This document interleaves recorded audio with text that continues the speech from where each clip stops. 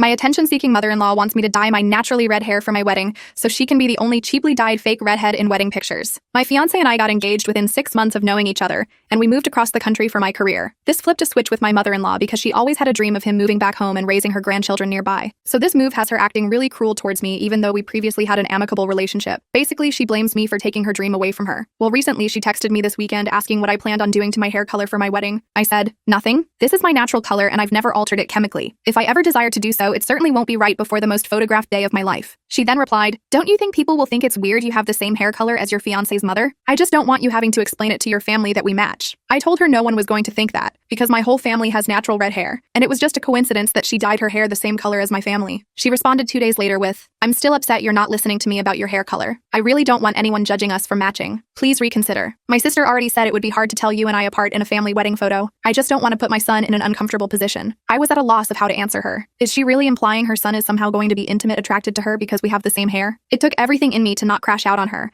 and just told her I was confident our hair color won't be on anyone's mind during the reception, and if she sent me her sister's number, I would clear things up with her. Instead of understanding where I was coming from, she got really defensive and said that I didn't need to speak to her because other family members agreed it's awkward for everyone that we match. I kept trying to control the situation, but she said she's been a redhead ever since she survived chemo in 2013. She's proud to have her red hair because there was a point in her life where she didn't even know if she was going to be alive for her son's wedding, let alone have hair for it. She said, you don't understand how big this day is for all of us now that he's home safe. You're marrying his family, not him. Pretty sure I'm marrying only him. She then told me that she will not be told I cannot have red hair at my son's wedding. I was confused because I never said she had to dye her hair, but she insisted it was implied. She said it's clear I want her to dye it, but I can't make her do that because she worked hard for her hair, so it's not fair. I told her the more redheads the merrier and she shouldn't spend another second worrying about it. She responded, well, that's easy for you to say when you live far away and choose not to spend time with me or my family anymore, but I have to be here and answer to everyone that is upset we have the same hair color. You don't understand surviving cancer, being proud of it, and your son. The only logical reply here is, what the F are you talking about? I don't even know what the argument is about anymore, but she's still very adamant that she is the center of attention, not putting down any cancer survivor that fought hard for their life. But according to my fiancé, she had a positive biopsy in her breast, and they found very, very early stage cancer, which was treated with 1 round of chemo radiation. Apparently, she sent out a last will and testament, then told everyone she had minimal time left to live. This was after she was told by her medical team that they were almost positive she would have a full recovery with no adverse effects. This also reminded me of her suggestion to have a pink theme to honor her,